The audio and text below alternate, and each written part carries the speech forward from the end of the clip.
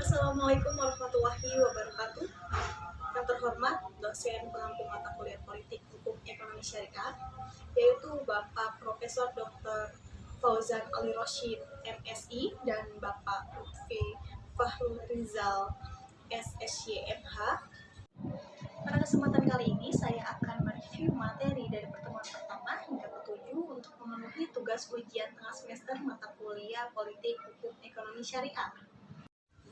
Beragam definisi yang telah disebutkan oleh beberapa tokoh atau para ahli politik hukum.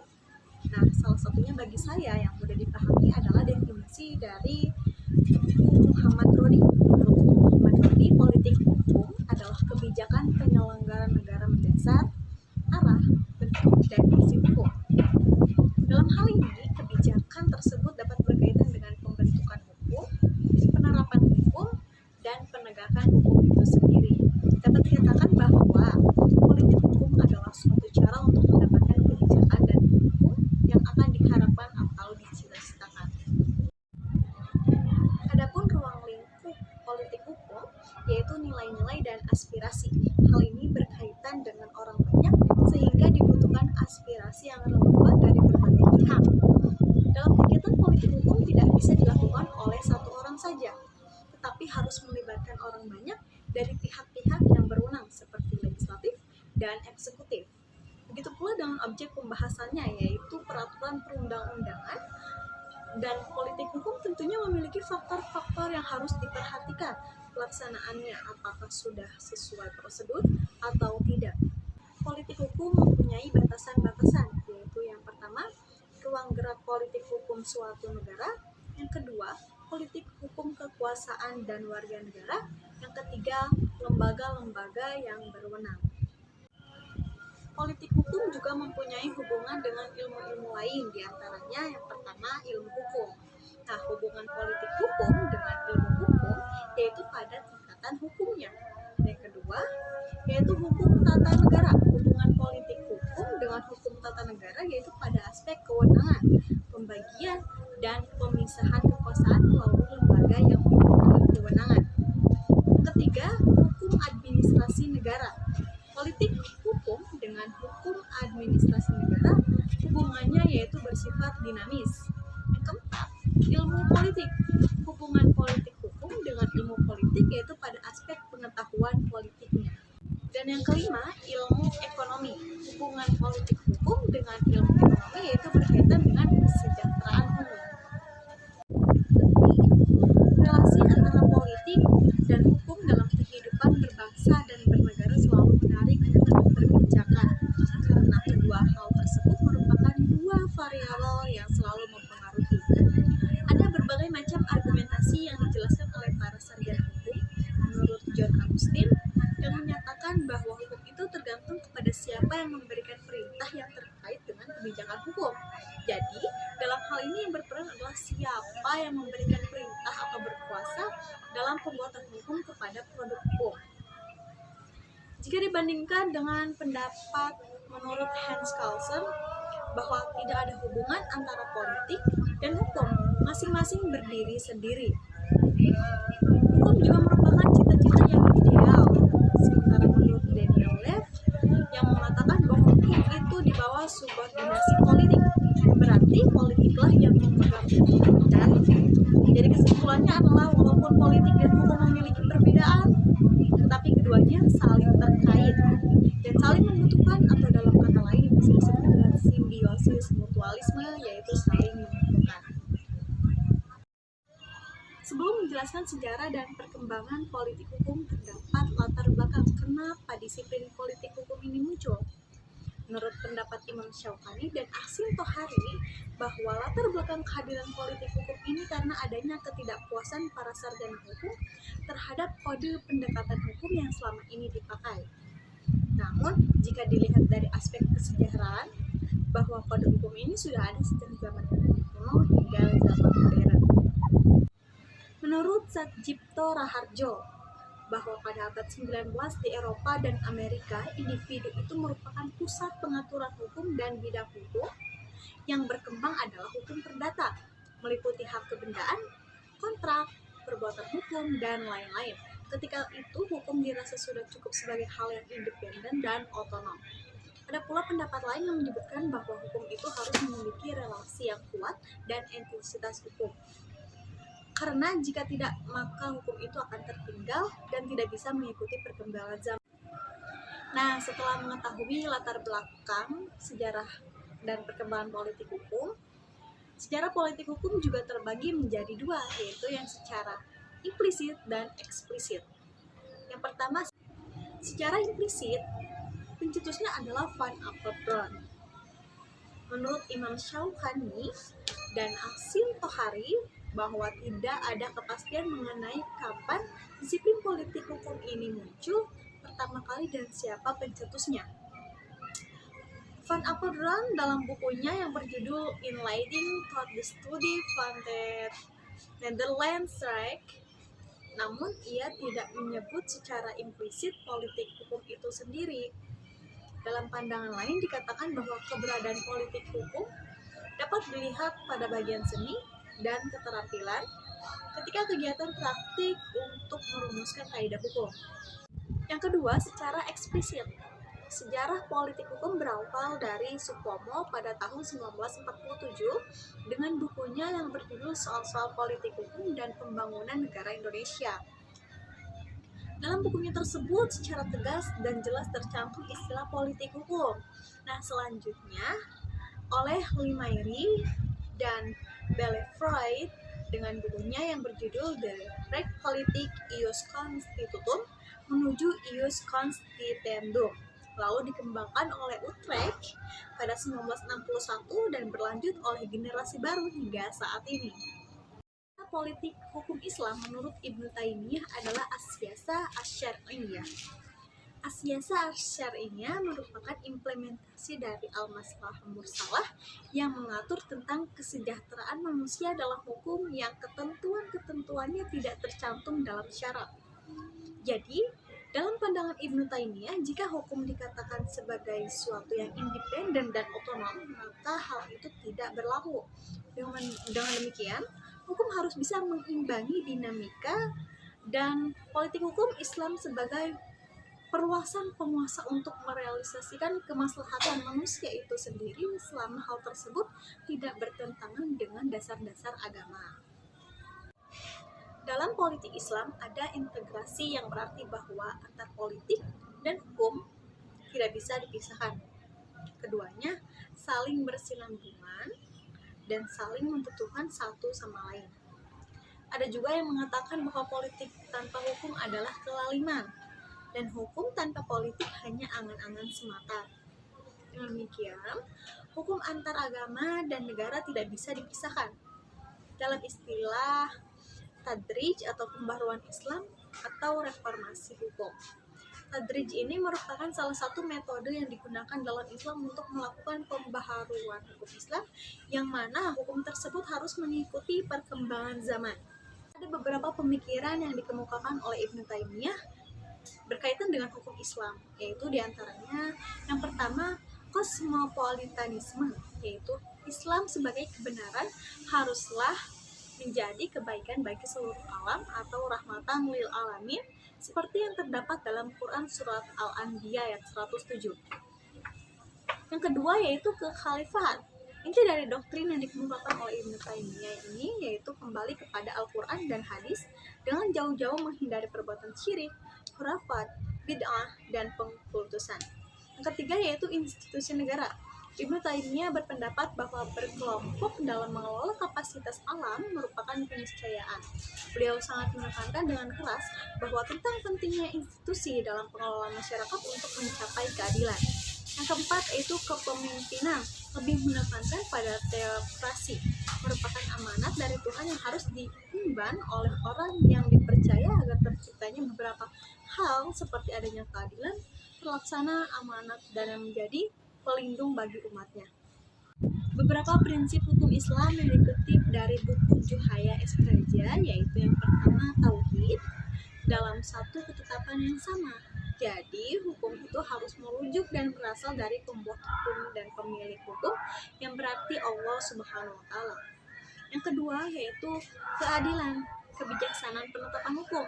Nah, dalam hal ini adil bukan berarti sama rata, tetapi lebih kepada aspek kebijaksanaan dalam penetapan hukum itu sendiri. Yang ketiga yaitu amar ma'ruf nahi munkar, mendorong pada kebaikan dan menjauhi kemungkaran. Yang keempat, kebebasan kemerdekaan atas dasar penjelasan. Yang kelima, persamaan, menghormati hakikat, derajat, dan martabat manusia. Yang keenam, ta'awun atau sebagai pendorong. Yang ketujuh, toleransi, memperhatikan hak lain. Dan yang kedelapan, kebebasan kemerdekaan atas dasar penjelasan. Kemudian ada beberapa asas hukum Islam menurut Hasbi As-Siddiqi, diantaranya yang pertama asas nafyul haraji atau meniadakan kepicikan. Dalam hal ini hukum Islam harus menghilangkan segala bentuk yang merugikan seperti kepicikan. Kedua, asas qillatut taklif, tidak membahayakan taklifi, sebagaimana keberadaan hukum harus mewujudkan dan menegakkan keadilan. Ketiga, asas tadarruj atau bertahap. Dalam hal ini, perkembangan hukum harus bertahap, tidak bisa dipaksakan, harus memperhatikan dinamika yang berkembang di masyarakat. Selanjutnya itu asas kemaslihatan manusia, seiring dengan meredikasi sesuatu yang ada di lingkungannya. Yang selanjutnya ada asas keadilan atau keseimbangan, asas ruf, menghormati adat, dan asas syara. Jadi, zatiyah Islam atau pintu ijtihad. Sejarah pemberlakuan dari politik hukum ekonomi syariah, Undang-Undang Nomor 19 Tahun 2008 tentang Surat Berharga Syariah Negara atau SBSN, Undang-Undang Nomor 21 Tahun 2008 tentang Perbankan Syariah, pendirian Bank Syariah oleh BUMN, DSN MUI tanggal 10 Februari 1999, Undang-Undang Nomor 38 Tahun 1999 tentang zakat. Diundangkannya Undang-Undang Nomor 3 Tahun 2006 tentang perubahan atas Undang-Undang Nomor 7 Tahun 1989 tentang peradilan agama. Terbitnya kompilasi hukum ekonomi syariah yang dikoordinasikan oleh MA Republik Indonesia yang kemudian dilegalkan dalam Perma 2 Tahun 2008. Didirikannya Direktorat Pembiayaan Syariah di Departemen Keuangan.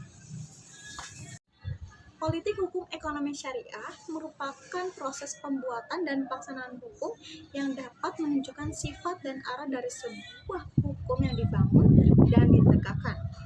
Dasar yang kuat berkaitan dengan politik hukum ekonomi syariah yaitu terdapat dalam pasal 29 Undang-Undang Dasar 1945 merujuk pada sila pertama yang berbunyi negara menjamin kemerdekaan tiap-tiap penduduk untuk memeluk agama masing-masing dan untuk beribadah sesuai agamanya dan kepercayaannya. Sejarah pemberlakuan dari politik hukum ekonomi syariah, Undang-Undang Nomor 19 Tahun 2008 tentang Surat Berharga Syariah Negara atau SBSN, Undang-Undang Nomor 21 Tahun 2008 tentang Perbankan Syariah, pendirian Bank Syariah oleh BUMN, DSN MUI tanggal 10 Februari 1999, Undang-Undang Nomor 38 Tahun 1999 tentang zakat.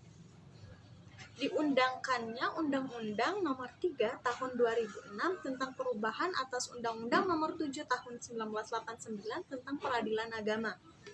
Terbitnya kompilasi hukum ekonomi syariah yang dikoordinasikan oleh MA Republik Indonesia yang kemudian dilegalkan dalam Perma 2 Tahun 2008. Didirikannya Direktorat Pembiayaan Syariah di Departemen Keuangan. Relasi antara politik dan hukum memiliki ikatan yang tidak dapat dipisahkan. Maka dari itu, muncullah sifat-sifat yang melekat pada hukum itu sendiri sebagai objek kajian dari politik hukum. Di antaranya yang pertama yaitu fakultif. Fakultif ini memiliki ciri khas yang pertama, hukum yang mengatur, dan yang kedua secara a priori tidaklah mengikat atau wajib ditaati. Jadi, hukum fakultif ini adalah hukum yang mengatur atau bisa diartikan juga sebagai hukum yang dalam keadaan konkret dapat dikesampingkan oleh perjanjian yang diadakan oleh pihak terkait. Contoh dari sifat hukum fakultif adalah pasal 119 KUH Perdata yang berbunyi mulai saat perkawinan dilangsungkan Demi hukum berlakulah persatuan bulat antara harta kekayaan suami dan istri. Sekadar mengenai itu, dengan perjanjian kawin tidak diadakan ketentuan lain.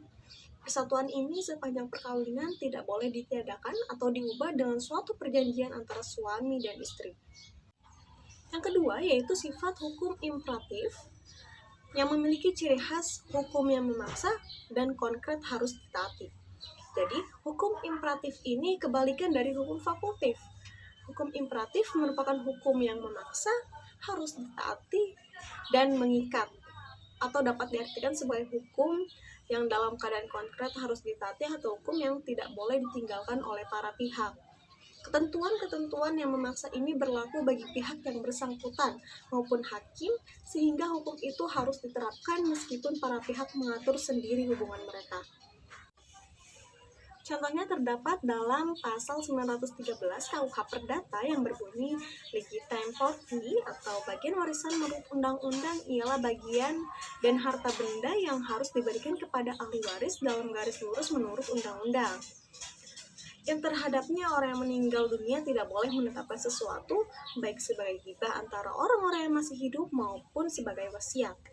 Nah, dalam pasal tersebut juga dijelaskan bahwa mengenai hak waris tidak bisa didasarkan atas apa yang diatur dalam hukum fakultatif. Artinya tidak bisa dikesampingkan karena sudah ada peraturan yang mengatur dan mengikat. Hukum imperatif sifatnya memaksa dan harus ditaati. Sifat hukum yang ketiga represif, yaitu terciptanya ketertiban dan terciptanya kepatuhan tanpa syarat, peraturannya keras dan terperinci, kebebasan bertindak atau diskresi, persetujuan sama dengan kepatuhan, dan kritik sama dengan ketidaksetiaan.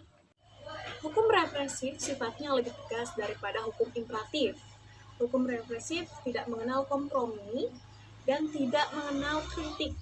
Jadi ketika ada yang mengkritik, dianggap sebagai ketidaksetiaan. Anatomi hukum represif terurai paling sedikit ada 10 ciri-ciri utama, yaitu yang pertama ketertiban menjadi tujuan utama hukum. Yang kedua, legitimasi atau dasar ketentuan mengikatnya adalah kekuasaan negara.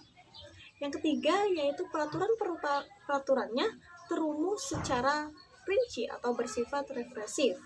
Yang keempat, ulasan pembuatannya bersifat ad hoc, sesuai dengan keinginan penguasa. Yang kelima, kesempatan bertindak bersifat meresap sesuai kesempatan. Yang keenam, pemaksaan serba mencukupi tanpa batas yang jelas. Yang ketujuh, yaitu moralitas yang dituntut dari masyarakat adalah pengendalian hukum. Yang kedelapan, kekuasaan menempati posisi di atas hukum. Yang kesembilan, kepatuhan masyarakat harus tanpa syarat. Dan yang kesepuluh, partisipasi masyarakat diizinkan lewat penundukan. Sifat hukum yang menempati sebagai objek kajian hukum ada 3 macam. Di antaranya yang pertama yaitu progresif. Sifat hukum progresif ini memiliki beberapa ciri khas, yaitu mengikuti perkembangan aspirasi masyarakat. Jadi lebih mengedepankan aspirasi masyarakat dalam perwujudannya. Yang kedua, memihak kepada kepentingan rakyat dan demi kepentingan keadilan. Selanjutnya, mengantarkan manusia kepada kesejahteraan dan kebahagiaan. Yang selanjutnya, bergerak dalam perubahan atau law as a process, law in the making. Selanjutnya, menekankan kehidupan yang lebih baik, mendorong peran publik. Dalam hal ini, sifat hukum progresif menjadi aspirasi masyarakat dan penegakan hukum. Yang selanjutnya yaitu membangun negara hukum yang berhati nurani. Sifat hukum progresif dalam hal ini mengutamakan nilai moral keadilan masyarakat. Hukum harus pro rakyat, pro keadilan dengan tujuan untuk kesejahteraan dan kebahagiaan. Membangun negara hukum yang berhati nurani dijalankan dengan kecerdasan spiritual yang sifatnya membebaskan. Yang kedua yaitu otonom. Sifat hukum otonom memiliki beberapa ciri, yaitu keabsahan bersifat prosedur yang benar. Yang kedua, dibuat teliti dengan ikatan penuh. Yang ketiga, diskresi dibatasi. Yang keempat, penyerahan wewenang secara sempit sebagai pemaksaan dapat dilakukan. Yang selanjutnya, partisipasi masyarakat dibatasi prosedur yang mapan. Jadi, sifat hukum otonom ini berada di tengah. Bisa dikatakan sebagai semi sifat hukum yang represif. tidak termasuk ke sifat hukum represif dan tidak termasuk ke sifat hukum progresif, tapi kesannya lebih mendekati ke sifat hukum represif. Yang ketiga yaitu responsif. Sifat hukum responsif adalah kebalikan dari sifat hukum otonom yang memiliki ciri-ciri diantaranya dibuat asas hukum dan kebajikan atau polisi. Yang kedua, mewujudkan keadilan yang substantif. Yang ketiga, diskresi diperluas. Dan yang terakhir, menghindari pemaksaan. Sekian yang dapat saya sampaikan, kurang lebihnya mohon maaf. Wassalamualaikum warahmatullahi wabarakatuh.